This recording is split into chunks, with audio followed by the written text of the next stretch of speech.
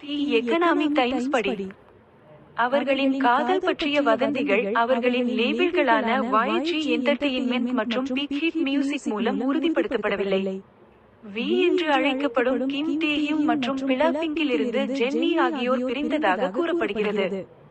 இல்லை, Jimin park சேயோங் அல்லது ரோஸேக்கு முன்மொழியவில்லை. K-பாப் சிலைகளான rose மற்றும் சா யூன் வூ மீண்டும் டேட்டிங் வதந்திகளை தூண்டியுள்ளனர்.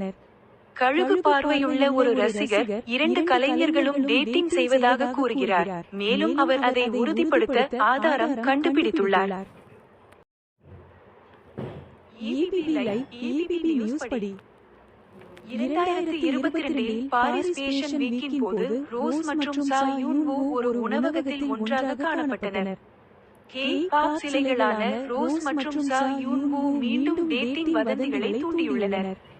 கழுகு பார்வையுள்ள ஒரு ரசிகர் 2 கலைஞர்களும் டேட்டிங் செய்வதாக கூறுகிறார், மேலும் அவர் அதை உறுதிப்படுத்த ஆதாரம் கண்டுபிடித்துள்ளார். இந்துஸ்தான் டைம்ஸ் படி ரோஸ் மற்றும் சா யூன் வூ ஆகியோர் முன்பு டேட்டிங் கிசுகிசுவில் இருந்தனர்.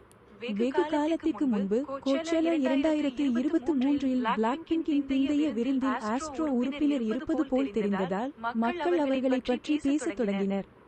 மேலும் 2022இல் பாரிஸ் ஃபேஷன் வீக்கின் போது ஒரு உணவகத்தில் அவர்கள் ஒன்றாக காணப்பட்டனர்.